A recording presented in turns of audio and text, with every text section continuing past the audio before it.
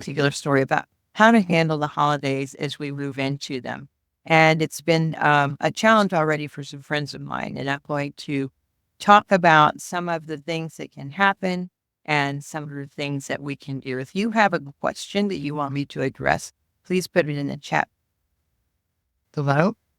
I will address them.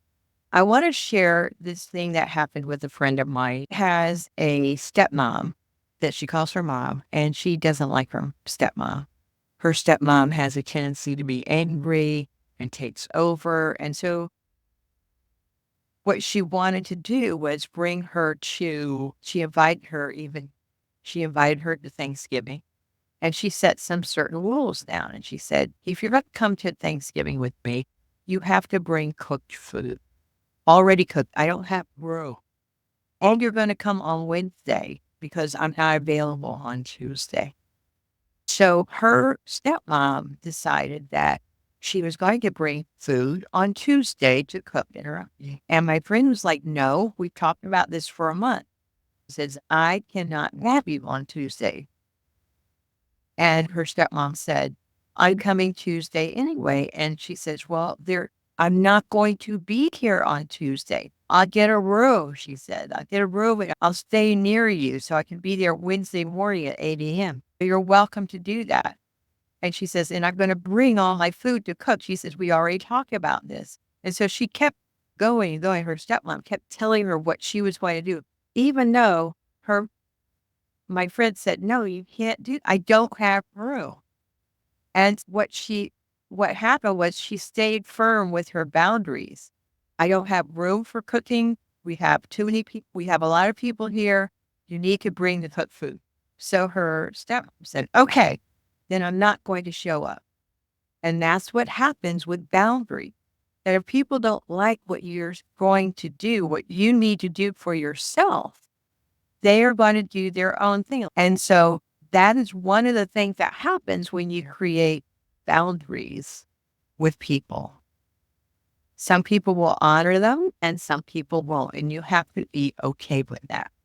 Now, one of the things my friend Lisa had asked about is about prior to this conversation. What happens is that we have a tendency, Lisa, I don't even know how to say this. Sometimes when we gather with people, especially around the holidays, there's a lot of stress. There's a lot of anxiety. There's a lot of need for perfection. There's a lot of stuff going on with people. Then there are all these, the history with people, right? This person does, this person acts like this in a situation. We want to control them. And we want everybody to be happy. And not everybody is going to be happy. So the thing that I want you to do during the holidays is to first center yourself, get connected, do a prayer, do a meditation prior to entering into the world of, this is a love season, but you are the center of the love. So you are the one who has to get centered first and filled with appreciation and gratitude for everyone and everything and everyone. Have at the top of your mind that everyone is doing the best they can with what they have. And we all go unconscious. 95% of the time we're unconscious because we're got to think about what we got to do here and what we got to do there and who's going to be happy. However, if you get centered first, you fill yourself with gratitude first. You sit with that feeling of love and maintain it. That's your goal, is to maintain that. It can be a challenging practice. I know for me it is, because I will get triggered. Like somebody will say something really rude. And I'm like, I kept my mouth shut, because that's another important thing you can do is when you get triggered, feel yourself close. I know I do. And sometimes people can't hear what I have to say. And I know that. So the first thing is get centered, get love, get grateful, and know that you want to have a good time. There's this great song I was playing this morning. Today's a good day to have a good day, and just be happy. Choose to be happy.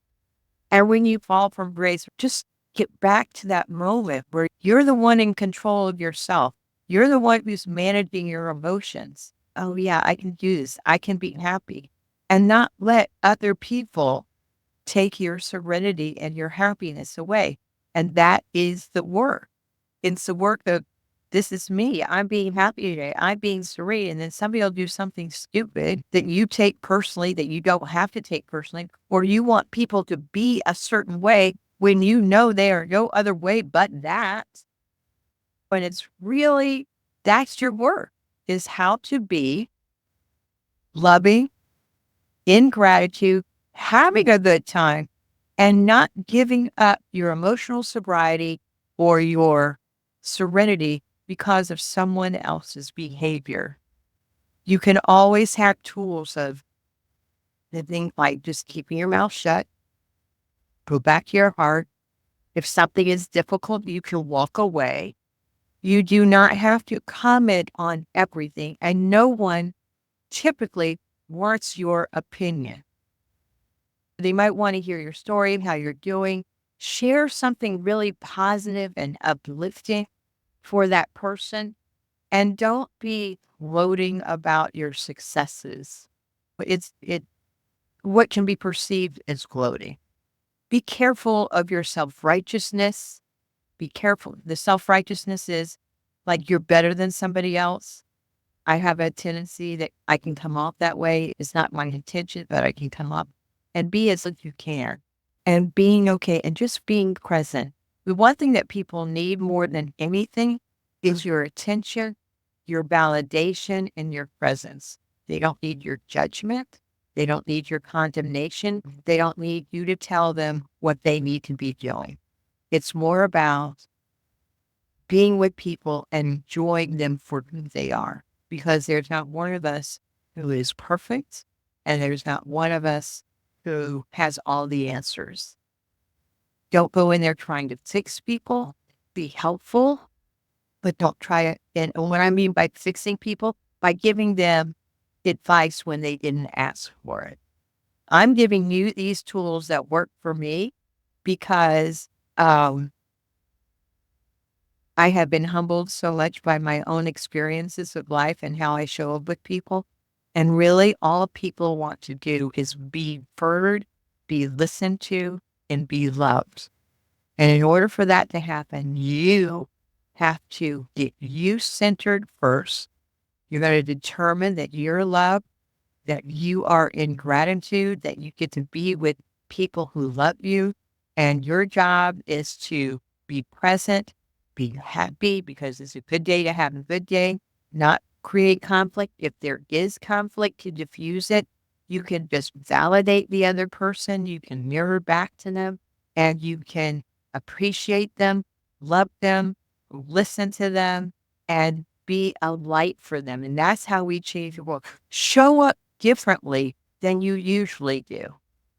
Show up as the best version of yourself when you go to whatever Thanksgiving or whatever event that you're going to. When you're shopping, even if somebody takes your parking place, and your practice is to be as loving as you can. Yes, people are going to irritate you, but it's not that big of a deal in the big scheme of things. Is the world as we know it going to end because you're not getting your way? No, it isn't. Nothing is that important. Ask yourself, how important is it if somebody spills gravy on your jacket? It's just a thing. And you say, oh, it's funny. It happened. So those are the tools that I have for you. Do you have any questions for me before we go on? I'm sorry, this isn't a two-way thing. I might have to do something else in order for us to have a conversation. If you have another question that you're dealing with that you want us to help with.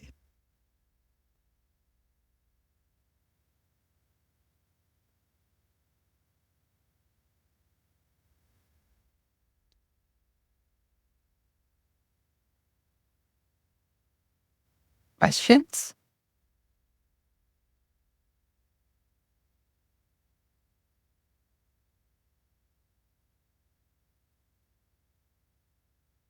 Yes, go ahead, Lisa. What's the question? Yeah, acceptance of what is. and you're dealing with a lot of women. Okay. Lisa has another question about preparing yourselves ahead of time. So that's called, men, that's called mental rehearsal. And you know how a lot of people show up in the world and how you show up in the world. You know that Uncle Jim is going to be drunk. You know he's going to always show up that way. That's your history of Uncle Jim. And he can be really nasty and ugly with people. You already know that. I'm just giving you an example, and I don't know an Uncle Jim. And when you know that person is going to be that way, you do not have to engage. You don't have to talk to them. You don't have to talk about them. You don't have to do anything. Just ignore. That's all you've got to do. And excuse yourself if it's too much for you. You know that Uncle Jim is this way, Aunt Mary is this way, Cousin Adele is this way. You know how they are, and you know what your interactions are with them. You know when you say this, they do that. You know it already. So how can you show up differently in a loving way? And it's got to be so different. And you practice that before the Thanksgiving dinner, before the holidays, so that Aunt Mildred is going to be constantly asking you questions about your life that you don't want to answer, because that's what she's done in the past. So what are you going to do? And you're going to say, thank you for asking. I don't feel like talking about it now. That's one thing you can do to practice how you are going to respond to somebody when they say unloving things to you, because you have a history in them, right?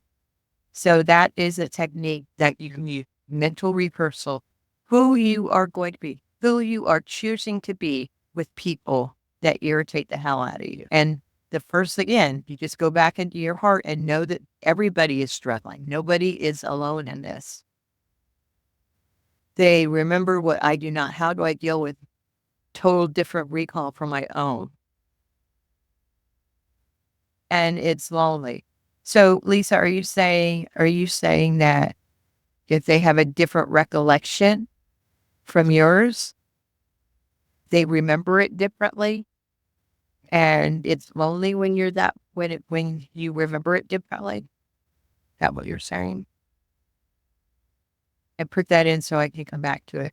Ms. Panda Love, I'm going to tell you about resentment. I can carry and hold on to resentment for a really long time, and it is very unloving to me, and it's very unloving to you. And what resentment means is that we're marking where we are a victim. And at least I get right back to you.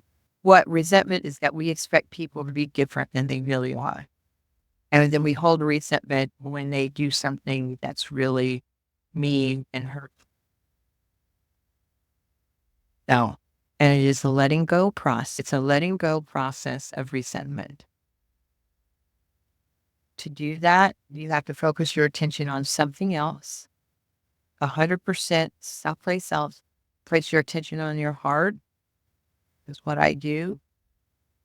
And if I'm ruminating about it, it's really unloving to me. I'll do a separate session with you on that, Miss Panda Love. And Miss Panda Love, if you can, I'm going to put my email address in here and you can send me a question and we can talk about it later. Okay. All right. Okay. So when people are drinking, Lisa, they are not, it's not going to be a pretty sight. You really, well, when people are drinking, especially at the holidays, remembering things that you don't remember, alcohol impacts brain, and impacts memory, it impacts function, it impacts good judgment. And I don't, it's hard for me to be around drunk people, inebriated people, and I don't enjoy being with them. What I have to do, as I know they don't mean to bully, but you feel bullied. I get it. Yeah, especially when you're the youngest one of all of them. And even though you've lived this great life, what I have found is when I feel unsafe, I revert to my childhood wounds and I revert to my childlike behavior. I revert to the 8-year-old that got hurt. And it's just not a safe place for me. And that is the time where I have to comfort that little 8-year-old inside of me or the 10-year-old and excuse myself and not even participate. When Al-Anon, they talk about, in Al-Anon, they talk about going into a cage with a bear in it or a tiger in it. That's what we're doing when we go into these places that are unloving and unsafe. And it is lonely when you're the one who is just trying to navigate your way around these people who use alcohol to deaden their feelings or to numb their feelings so that they can get through. And it's a really sad place to be, even if it is your family. And it's a really hard thing to navigate. I know because I've been there. And my whole job, when I go to a function, and I don't even go to my family functions anymore because they're so unsafe. And it's not good for me. And the only thing I can do, if I'm showing up sober and everybody else is drunk, and I know that they're going to be inebriated, I need to be with as much love and gratitude as I can because I am there for family. I am not there to get love. You can't get love out of a stone when they're drinking.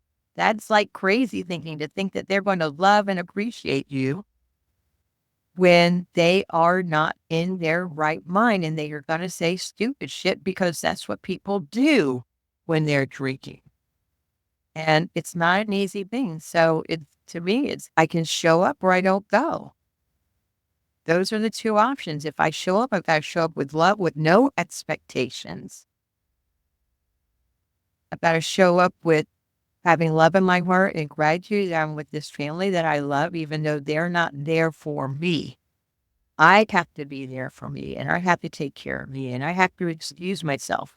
My last function with my family, it was so insane that I disappeared for 17 hours in my room because I couldn't handle. I didn't want to handle. I didn't want to be around that incoherence, that chaos. And I was okay with it. And they were so drunk, they didn't even realize it was gone. That's what I do, is I remove myself when the crazy starts because it is crazy. I hope that answered and helped you with that.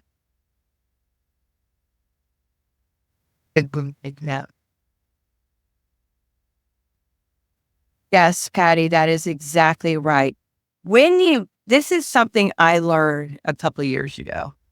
When you give to get, when you give everything thinking you're going to get something from, that's a transaction. And 9 times out of 10, we're going to be disappointed. We're going to be hurt. Oh, I gave them this and they didn't even give me a thank you. You didn't give out of love. You gave out of some different thing. And if you're expecting somebody to thank you when you gave from your heart, that wasn't giving from your heart. That was giving to get something back. I know it because I've done it my whole freaking life. And when I realized that if I'm expecting someone to appreciate me for everything I've done, I'm doing it for recognition. I'm doing it for approval. I'm doing it for attention. I have done, and when this came to me, I finally understood how I am the one who creates my own pain. I had a friend who gave his 2 children $350 tickets to some big concert. They didn't even thank him. And he was so upset because he did this great, expensive thing for his kids. And they didn't appreciate him. He didn't give from his art. He wanted appreciation. He wanted to see the sacrifice. He wanted them to see the sacrifices that I made for their that you made. That is a speedway to resentment and disappointment. I know, but I've done it my whole life. And so if I can't give from my heart, then I don't give. That's where I'm at right now. Yep. Una is about releasing expectations. And yes, in civilized societies, we want people to appreciate us. We want people to thank us for what we've done. That's what civil people do, but not everybody sees life the same way we do. That's a recent revelation I had about myself is I want people to see me as I am. And I want people and expect them to behave the way I do, see things the way I do. And it is a really sobering and humbling experience when I realize that I have my own unique view. I have my own background, my own history, my own way I grew up, my own culture, my own religion, whatever I have, I see through that lens as you do. I expect people to behave themselves when they don't have a clue how to behave themselves. My family, they are different for sure. And I limit my exposure to them because it's not loving to me. So Lisa says, whatever we know we need to review before holidays. Yep. You'll fill your cup before, after, and as much as possible in the moment with those cute little funny drunk people I love. And there were so many people, they didn't really realize that I was gone. And I'm not that important in the family anyway. When I say I'm not that important, I don't make my presence like, I don't have to be the center of attention. And if I'm not the center of attention, we're all good. I'm just there to serve. I'm there to love. I'm there to help. And I'm going to tell you this one experience that I had at my last family reunion. And we had this buffet style thingy, and all the really good meat is up front for there's not a lot. And I wanted the elderly, the people who struggled to get, I wanted them up front. And I asked the younger people just to let the old people up front. And they just stood there like this. They were really rude. And I was like, what? And I decided in that moment that I couldn't be loving. It was really hard. So I just kept my mouth shut and just let it go because that's how I was raised. You let the elderly go first and then let the youngins in. Right? Nope, that's not how they are. I'm like, okay, I'm not going to try and control the situation. And that is also another thing is how I want you to look at how you try to control and manipulate people. And how I have been known in the past to control and manipulate by being very nice, or by yelling, or by shaming, or by being a victim.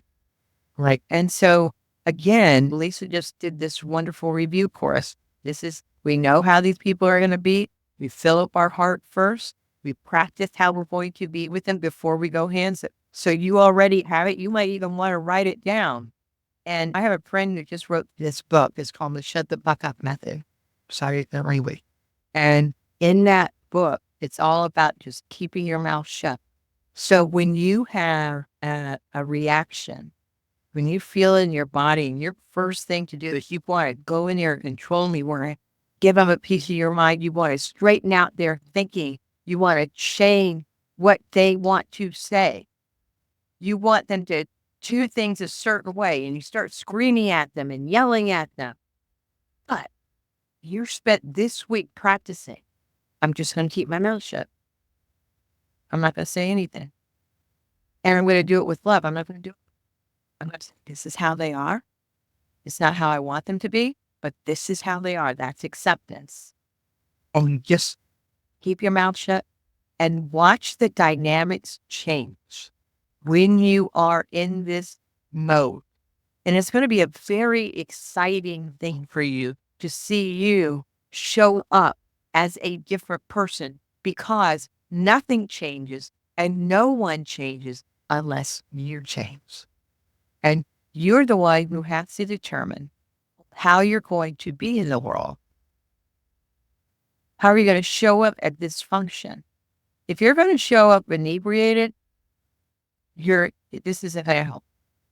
If you're going to show up drinking with the rest of the people, this probably won't help you. Because what happens when we start drinking or imbibing is that we lose our filter and we'll say stupid shit and people will start reacting and people will, and then we start feeling like we're not being heard. And that's what happens with people drinking. So you have to determine who you are going to be and what your strategy is going to be for dealing with difficult people. At the beginning, it's fun to see everybody, hug everybody. And as the night and the day wears on and you start seeing the crazy, that's when you have to take a break. Any other questions that you want or anything you want me to address?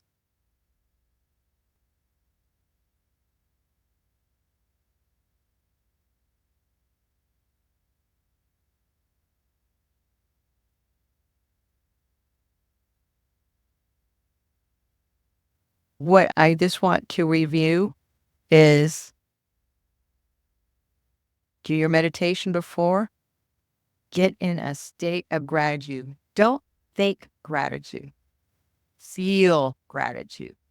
Feel that love. Be grateful for everything that you have, that you're above I have a tendency to think gratitude, not to feel grateful. And to feel it, I have to experience and I have to really work hard at it. I am so grateful in this. And here's another tool that I use. I would love for you to use.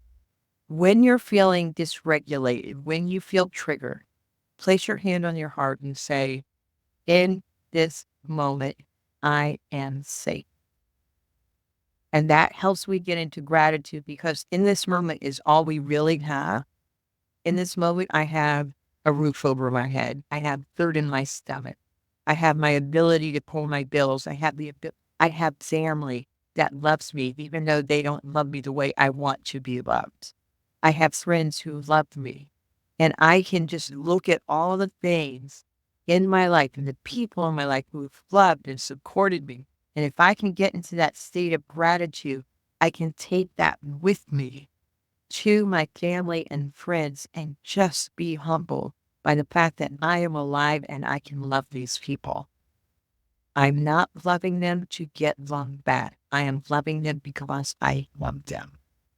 Period. And when they start acting up, I can set a boundary. I can say, excuse me. I don't need to scream at them. I don't need them to be a certain way. This is how they are. I can excuse myself and I can go talk to somebody else. I can do a lot of different things, but I don't want to lose my serenity. I'm not going to give my power away to somebody who's being a jerk, and neither do. And that's how I take care of myself in my situations. And I hope this has been helpful to you. So just fill yourself up with love and gratitude. You show up as the best version of yourself, who you want to be. I want to be Martha Stewart. I want to be Cher. I want to be Madonna. I want to be Beyonce. I want to be Taylor Swift. I want to be the best version of me, the one who's kind and generous and loving. And if anybody else is in the way, see her, but in a nice and loving way. And remember that my channel is all about finding those unconscious things about ourselves, those unconscious, unloving things about ourselves. And remember that 95% of our stuff is unconscious. So find those unloving parts of us and how can I make it more loving? So there you. Does anybody have anything else before we leave?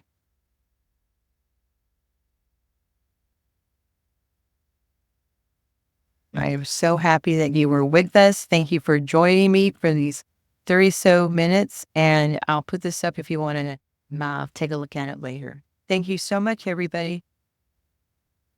And I'll find a way to do it where you can talk next. Thank you, man. It's good to have you here with me. Thank you, Lisa. Oh, wow, Patty, I'm so sorry. Thank you, Patty, for sharing that. I'm so sorry that happened. I will encourage you to, we have these meetings, worldwide Al-Anon. You're not part of the Al-Anon or Adult Children of Alcoholics and dysfunctional families. There are meetings throughout the world. Google it, find it, and start attending meetings. I'll help you with all of my readings that I do every day is centered around my recovery in Al-Anon and ACA. So I sending you love and just email me with my stuff below, and I'll be happy to help you through it. Thank you, everybody. Happy holidays.